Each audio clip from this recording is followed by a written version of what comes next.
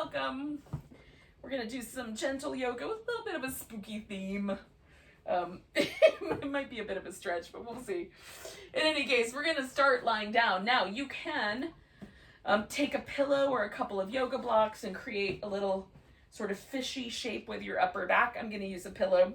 I don't love the aspect of the fish where my head falls back for very long. A few breaths is fine, but for, a couple minutes, not so fine. So I like something where my head is held the same height as my shoulders, right? So there's not a drop back there. I do like my chin to be level, so it's relatively similar. Now, from here, the legs could be stretched all the way out, which for me sort of emphasizes the back bend aspect of it. You could do a kind of butterfly shape, and that's an external rotation of the hip there, so the legs kind of go outward. The other option that I'll kind of throw in, is this maybe a little bit on the spooky end of the theme spectrum, is an internal rotation. So you take the feet out kind of wide and drop the knees together. It sort of looks like a wonky spider legs. So I'm calling this reclining spider pose. Take it for what you will. And you can experiment with how wide the feet should go. Sometimes if the hip easily internally rotates, you might wind up with your feet quite wide apart. For me, that's not like this external rotation, much easier, internal rotation, a little bit trickier. So my feet are a little closer together so that my legs can comfortably rest in that position without causing any trouble for my knee joint. So once you've discovered a shape that you like, we're going to pause for a few moments, breathe and relax through the body.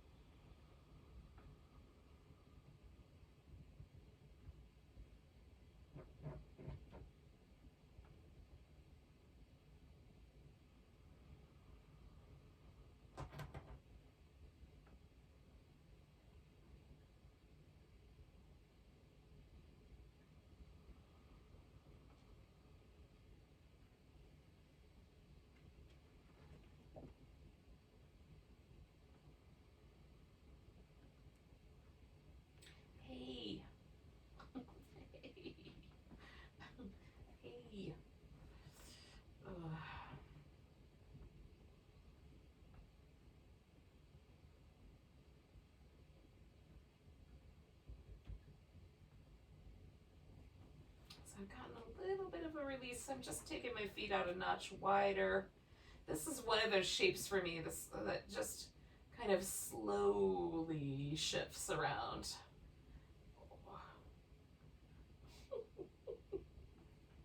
Don't bite me, little vampire. Oh.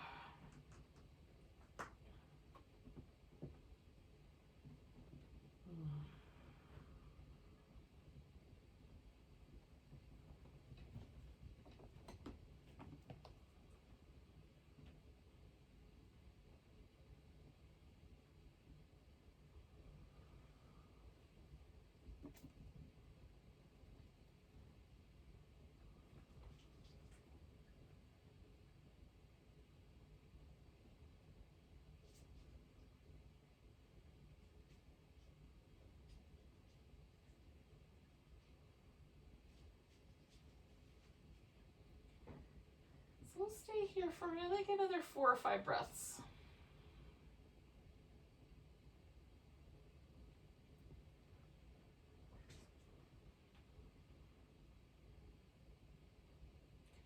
I'm trying to kind of slowly take advantage of this little expansion through my front part of my shoulder. Am I kind of creeping my arms out just a little farther every couple of breaths? One more. Yeah, I'm going to start with just bringing my legs out all the way straight, seeing how that went. Oh. And it's definitely, for me, it's an interesting sensation to do the internal rotation. I'm going to pull this pillow out from underneath me. Because like that's not my natural inclination, just the way my anatomy is built, is for my legs to want to kind of flop outward rather than inward. So it creates a really interesting sensation. You know, I think it's kind of fun and interesting. So we're going to do a little bit of work for the shoulders while we're here. So once you've sort of checked out whatever happened to your hips, you can rest your feet on the floor. Make sure you've got enough room for your arms to go overhead. And I'm going to sort of give my shoulder blades a little tuck in, just so that they are in a fairly neutral position, as neutral as I can get. And then I just want to feel. So try to notice, does it feel like my shoulder blade lays flat on the floor? Does it feel like there's a little tilt forward or a tilt backward? I'm trying to find the most level I can get. And some days I can only get so level.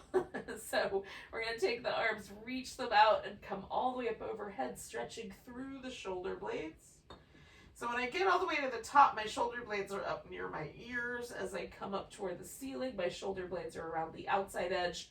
And then once I get all the way back, I'm going to just snuggle them back where they started. And again.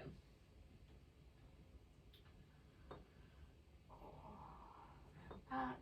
Running into stuff here. One more time like that.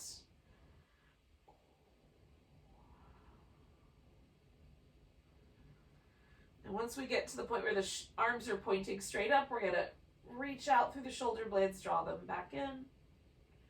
Reach out and draw them back in. And reach out and draw them back in. And one more time like that. Reach out and draw them back in. Now I'm going to roll onto my right side. I could use my right arm as a pillow, but I'm going to use a pillow as a pillow. Could use a yoga block also. And then I just want to make sure I've got enough room that I can make a little circle shape through this arm. So we're going to reach and open it out. And reach and open it out. And reach and open. So once I get to the place where my arm is sort of down my side, I'm going the opposite direction with the circle, kind of reaching. In the event that you need to do some Harry Potter style spell casting, your arm will be all lubricated for such an event. They seem to get very physical. One more. All right, I'm going to bring that arm all the way back down to my side, and then I'm going to keep the legs where they are, but roll my upper back onto the ground into a little twist. And then I'm going to add just a little sort of spiraled snake variation here by putting one leg up and over and bring in the bottom leg around towards my buttock. Now, you can reach down with your left hand and grab your right foot, should you so desire, or vice versa, as the case may be. Hello.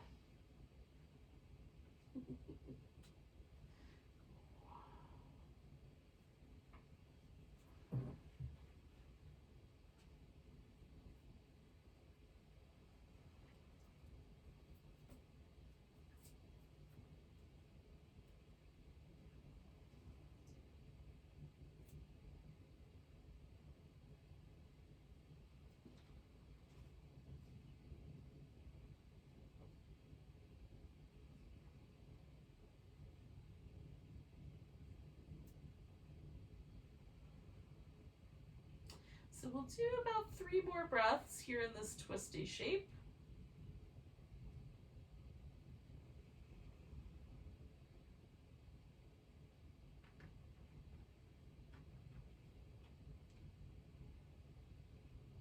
Now, if you are holding onto your foot, you'll want to let go of that first and maybe even straighten that leg all the way out before you roll back onto your back all the way.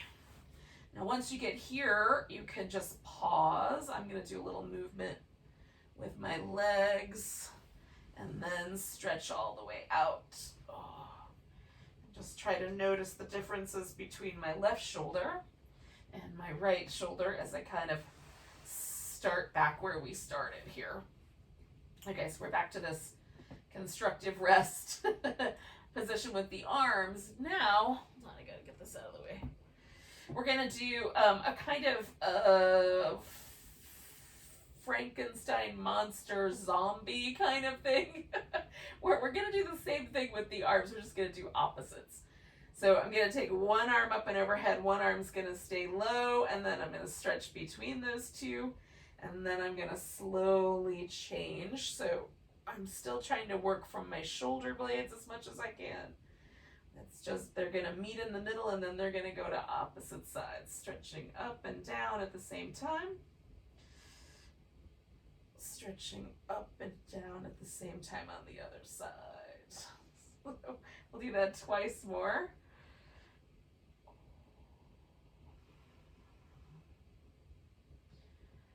And your arm may not go all the way to the far extremes here. Maybe it'd be more comfortable to stop before you get all the way to the floor. That's fine. All right, so the last time now, I'm gonna bring my arms back to the center and just hold them steady there. Lift up and bring the shoulder blades back. So what I'm doing here is called protraction, which is bringing the shoulder blades all around the edges, and retraction, hugging the shoulder blades into the center line. That uses the rotator cuff muscles in a very specific way. I'm going to do that again. And then we're going to roll over onto the opposite side. So I'm going to bring my pillow with me again.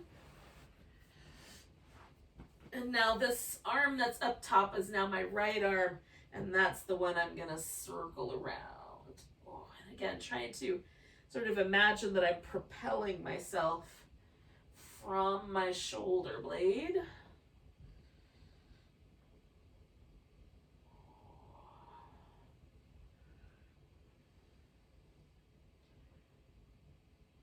Now when I get down to the point where I'm lined up with my hip, I'm going the opposite direction.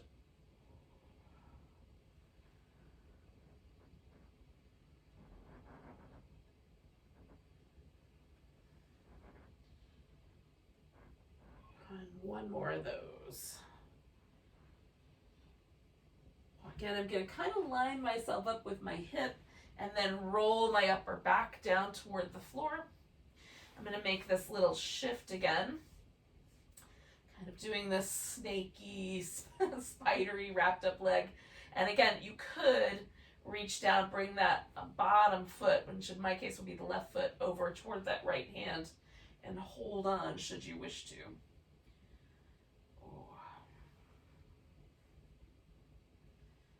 And then we'll pause with this twist for a bit.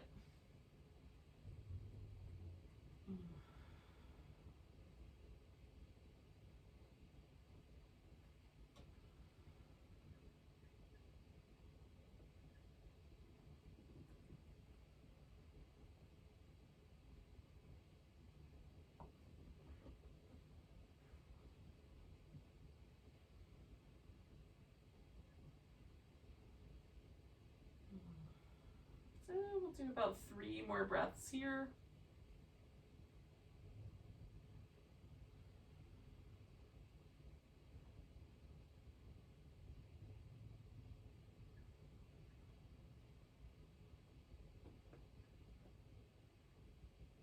So again, if you're holding your foot, you might want to let that go first and even straighten that leg out. Sometimes that puts a little bit of pressure on that part of the quad that goes right over the knee.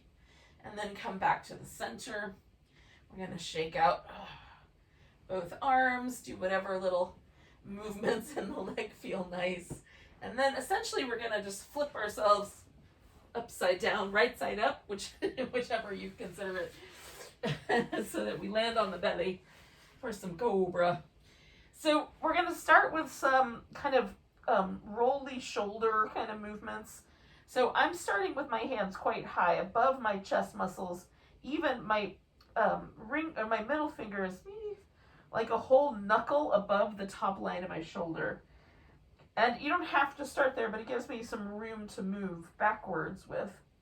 And it's an interesting position for these little shoulder rolls. So roll them in one direction and then in the other. again, I'm just trying to get some movement in my upper back. And then press the palms down, press the legs down, lift into a cobra. We're going to pull against the floor, keep the neck nice and loose. And then we'll come down and slide the hands back a little bit, 1/2 inch to 1 inch, and roll the shoulders. So now I'm lined up under my shoulder and more in line with my chest, and go the other way.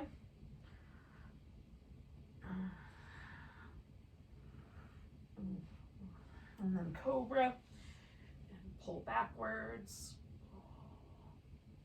And then coming back down, I'm going to slide my hands back a little bit more. So now I'm slightly lower than my chest, but not much more than that. So we want the wrist to still be happy.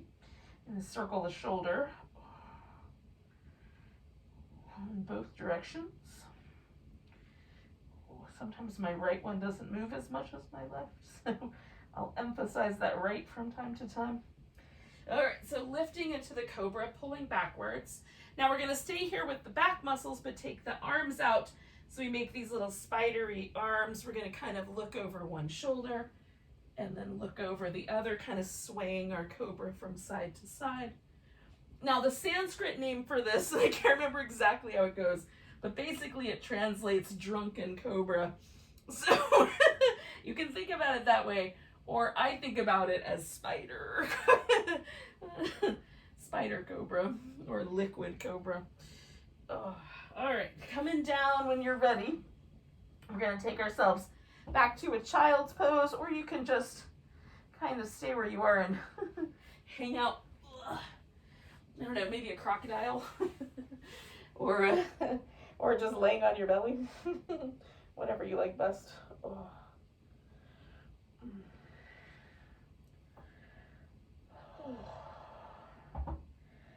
Downward dog is your jam. You can do a little of that.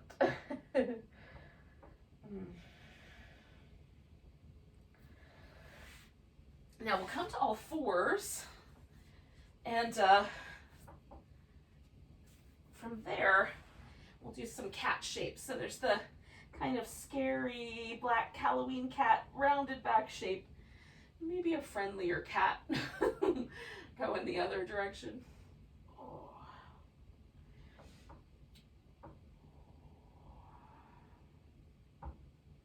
Even though I do these millions of times, probably, I don't know how many, many thousands at least, they still feel really good.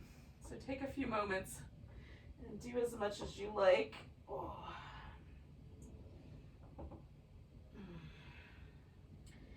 Now we're going to come to what feels like neutral and do kind of a little Frankenstein version of the spinal balance. So one leg and one arm on the opposite side, go up and then switch. Oh. Oh. Adding the Frankenstein sound effects. Oh. Either because, oh, that's what your body's doing these days, or for fun. Oh. One more on each side. Oh. Oh. And then we're going to bring one leg forward for a lizard or a low lunge, as the case may be.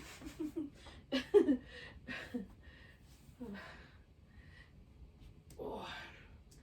If you're finding my silly version a little too much, it can just be a low lunge. All right, so I'm going to keep my hands on the ground, well, on these blocks.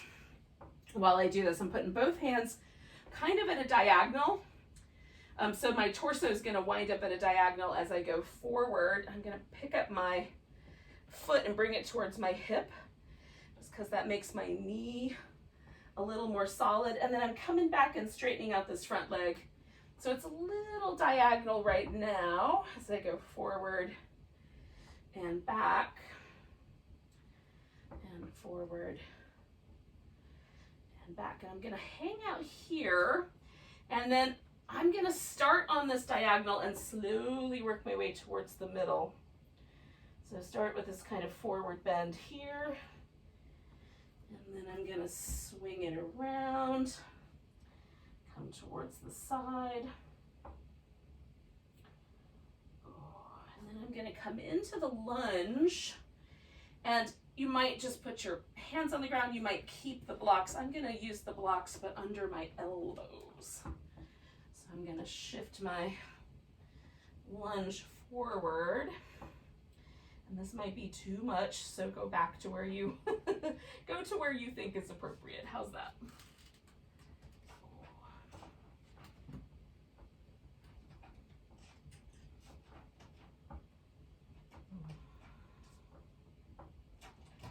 I'm going to take one more breath in my low lizardy dragon shape here. And then back off. Bring my right leg back behind me. Put that down. I'm going to come back to some cats.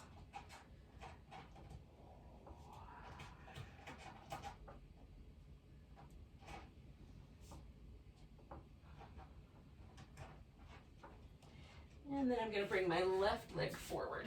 So again, just starting out by sort of finding where I feel like my feet should go. Then taking this diagonal with the blocks, I'm going to shift my hips forward into this lunge with my foot kind of coming towards my buttocks, and then going backwards. And again, mostly I do this because it's easier to roll back and forth over my knee in this position, as opposed to leaving my foot on the ground. Okay, so I'm starting back here in this hamstring stretch position.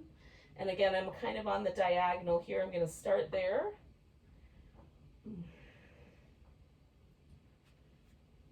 And then kind of meander over towards the leg a little more.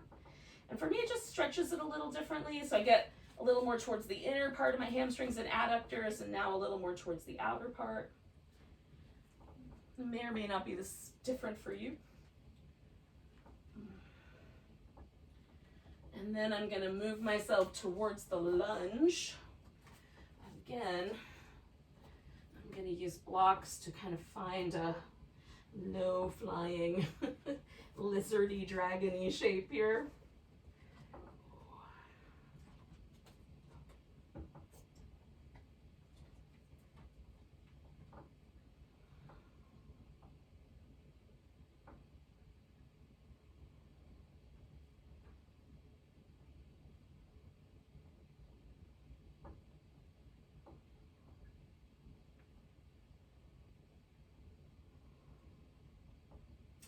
One more breath. And then I'm going to back myself up enough that I can take that left leg back. And then come back to a couple of rounds of cat.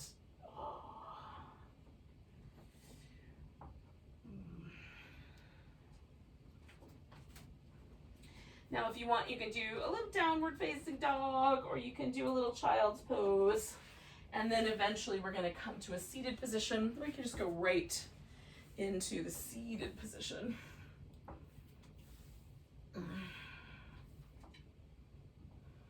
Now, once you do get here, we're going to do some variation of a dragonfly pose or a wide angle pose. So depending on how your hips are structured, there's about, I don't know, half the population, when the legs go wide, the pelvis goes back, and then the other half, the pelvis will tilt forward. So you can adjust this pose by either bringing the legs closer to the middle, bending the knees, or just have one leg straight and one leg bent. We're gonna do a little bit on each side, and then we'll go down the middle. And the down the middle thing, I'll give you some more options when we get to that. So I'm gonna keep both my legs straight and in this dragonfly, but that's because genetically it feels fine to do that. Like my hip socket and my hip joint all work together to make this possible for me to sit upright and do this at the same time. So I'm going to spin towards my right leg. So I'm just adding a twist here, and I'm going to pause with the twist. Now my arms are not very long, so my fingertips barely touch the ground, so sometimes I'll add a block. And then I'm just noticing. So I can bring the toes straight up. I can rotate the legs out a little bit, or I can try rotating them in a little bit. Again, for me, external rotation, flopping out, is way easier than trying to rotate inward. So just putting my toes straight up is quite a lot of work. I can feel it. So we'll take about 3 more breaths here.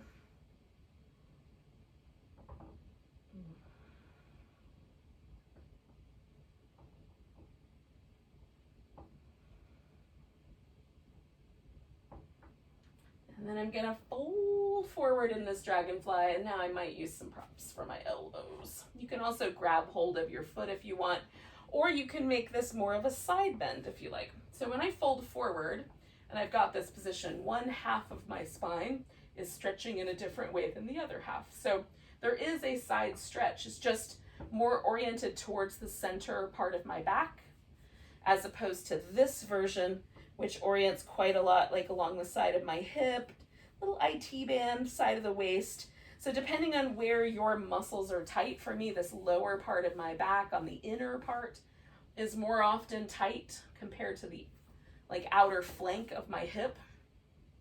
But if that's opposite for you, choose differently. Feel it. See what it tells you. Follow along.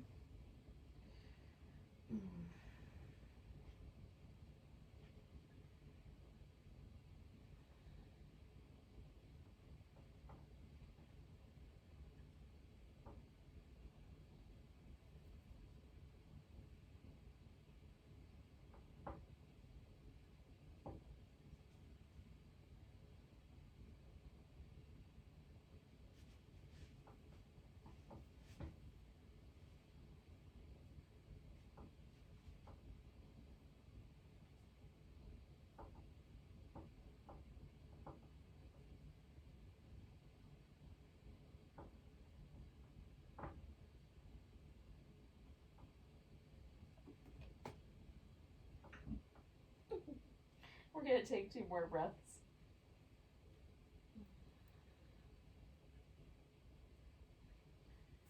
And then I'm going to come all the way up. Nice big inhale. Just move a little bit slow so I can feel it as I leave the pose. And then once I get here, I'm just going to take a moment to sort of notice the asymmetry of my back. The fact that one hip and leg feel a little different than the other hip and leg. And then I'm going to go ahead and just twist around to my left. So that's the other half. I can turn my toes up. Or on this side, I think I might kind of let them relax and just see if there's a difference in the way it feels to be in the pose.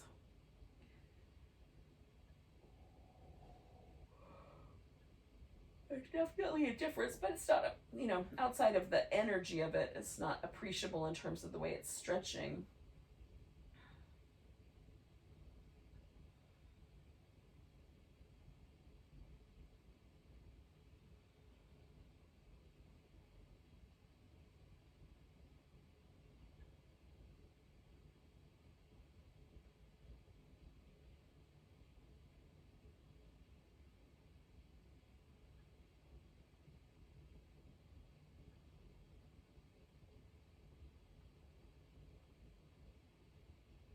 Taking a nice big breath. And I'm going to fold forward over this leg. So again, you might want to do something that is a little bit more of a side bend, which is fine. Do what you like. Trying to find the right amount of support under my knee without causing any trouble. All right.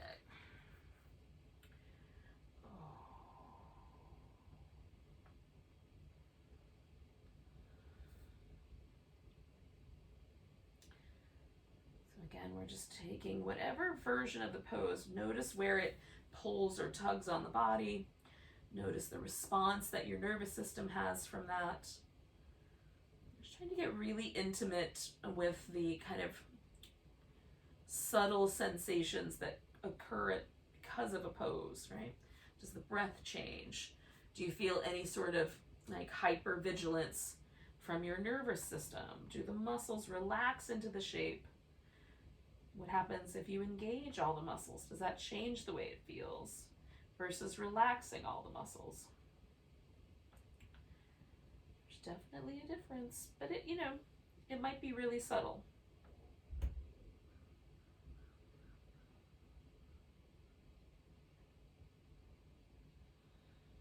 Stay for about 4 more breaths.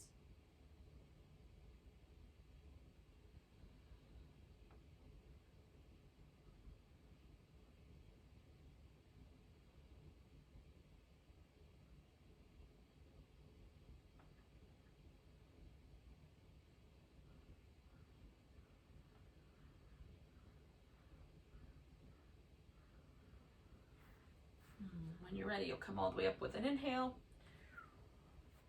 And then this is the, you know, we're going to give it a second, but this is the part where we're going to fold forward. So if you wanted to, you can bring your legs completely together. You can bring the feet into the butterfly shape. Or again, you can kind of bend at the knee and come forward.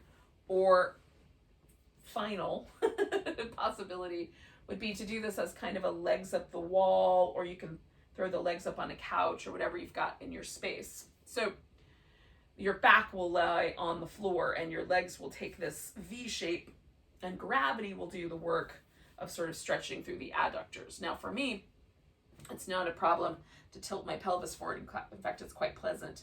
So I'm going to go for that version, but any of the versions will do. And especially if your hips don't want to move forward, it turns into a pose all about your back when you try to come forward, because the back has to round and flex to create the shape. So one of the lying down versions might be the one that really targets your inner thigh a little more. Oh, so I've got a full dragonfly here, which maybe aren't so Halloween-y, but you know, anything that might go into a witch's brew I felt like was on the table. There's not an Eye of Newt pose, but who knows? Maybe they throw dragonflies in there too. Those crazy Macbeth witches.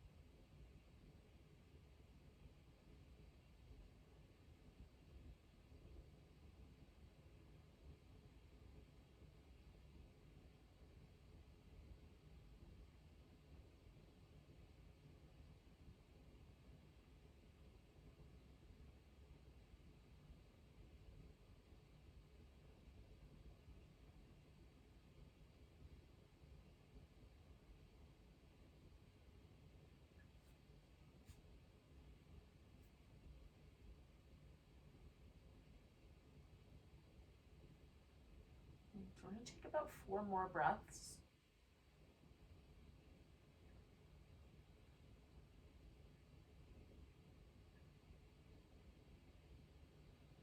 So I'm going to hold this last breath in and come all the way up. And kind of lean back and bend the knees. Oh. So you can add whatever movement seems like a good idea. If no movement seems like a good idea, that will also be fine.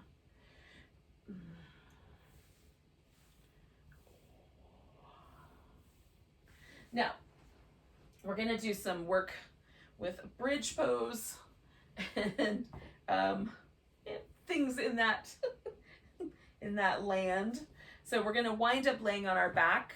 Now, if you have any issues with the back of your neck or the little C7 vertebrae that lives right there at the base of the neck, right before you get to the rib cage, one way to sort of mitigate that with the bridge or poses in that bridge category, we're going to maybe do a little supported shoulder stand.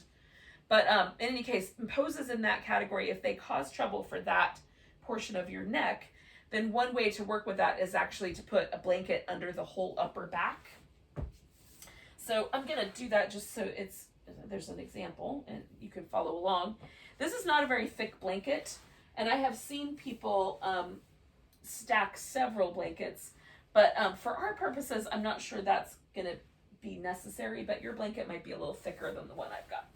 Now this is not going under my head, it's going under my whole upper back, and actually my head is going to wind up slightly above the blanket. So my head's actually going to land on the floor, and my upper back and shoulders are on the blanket. So what that does essentially is it releases some of the pressure from that C7 vertebrae. So my neck is not going to be forced into the ground, and the curvature of the neck can maintain a nice neutral shape, right? So that's the notion here.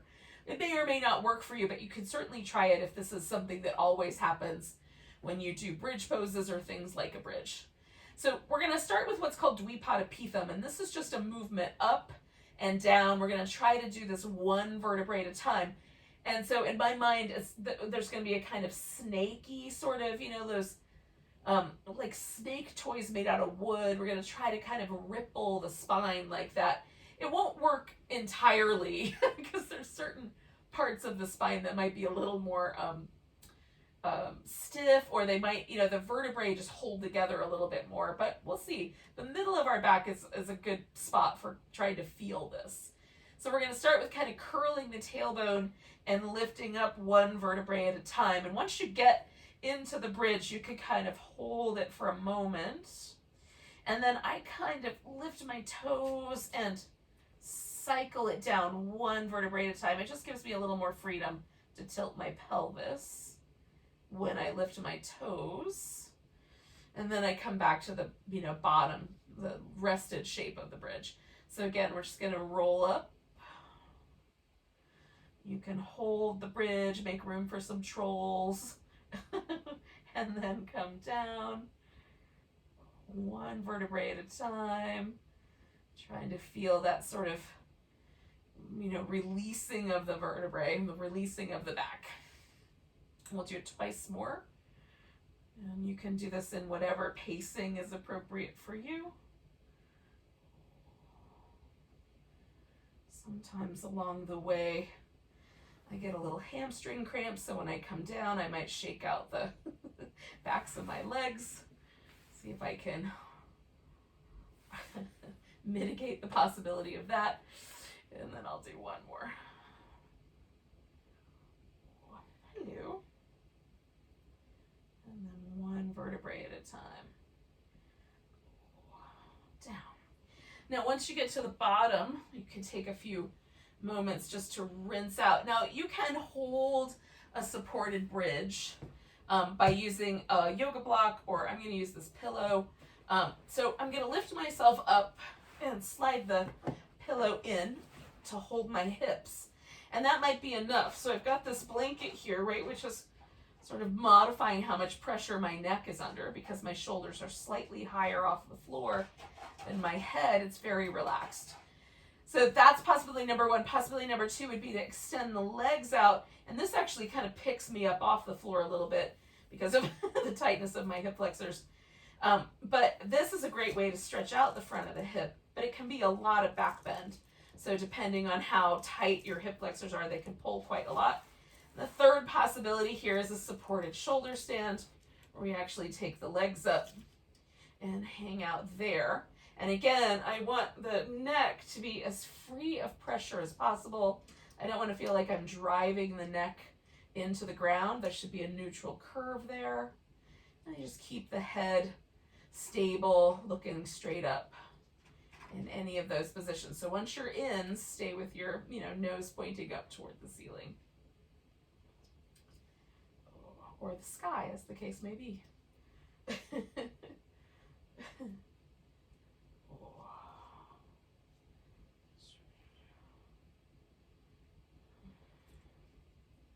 Inversions are great ways to give the lymphatic system in the legs a chance to sort of get some lymph moving, jumping up and down a lot, or hanging upside down from tree branches, all that sort of stuff. Probably more effective, but since I don't do that at my age, this is a great way to do a little bit of that. Some downward dog, or some bridge pose, or some Elevated legs are helpful.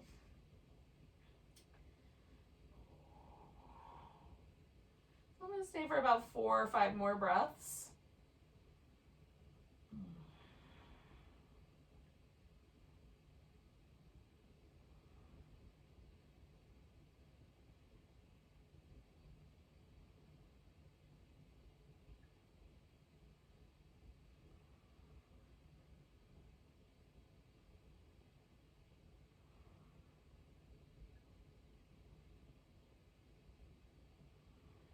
Okay, so I'm going to exhale my legs down one at a time. And then I'm going to kind of just push this pillow down so that it winds up underneath my legs, because that'll be a good spot for it for Shavasana. I am going to take this blanket out from underneath my upper back by kind of rolling over it. And I might use it as a cover for a few moments of relaxation.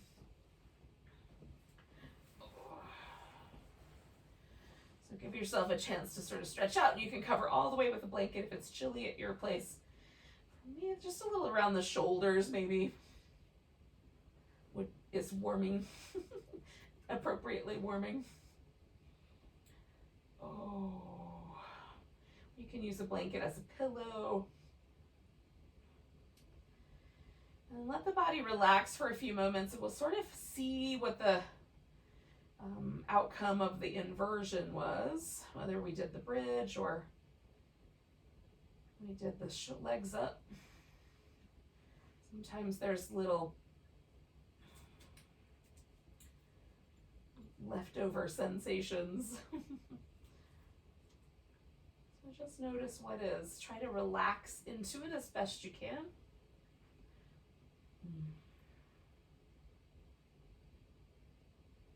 Relax the mouth and the area around the eyes. So the lips are a little fluffier and softer, and the eyes are a little kinder.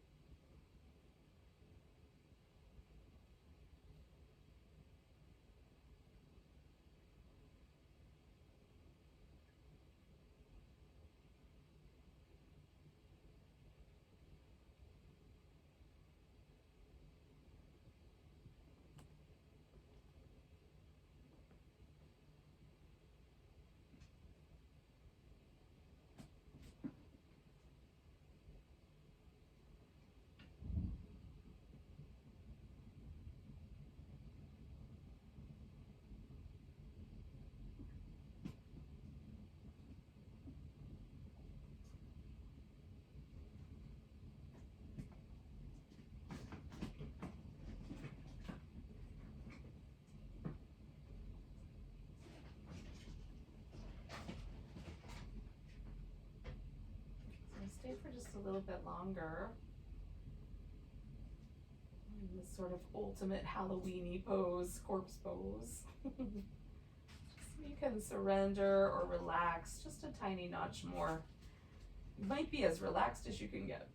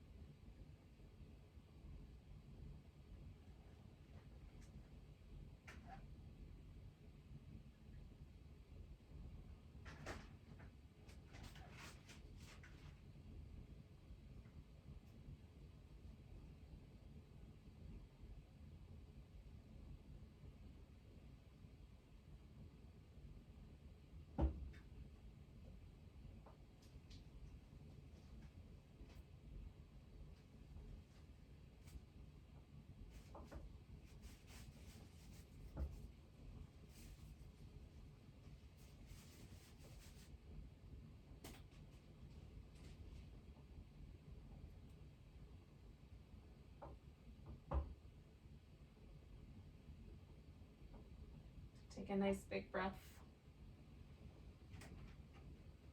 I'm gonna go with a big wiggle your fingers and toes.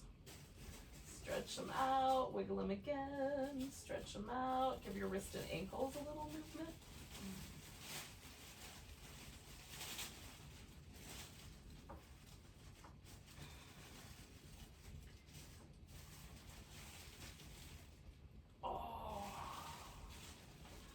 Now, we'll come to a seated position as you're ready.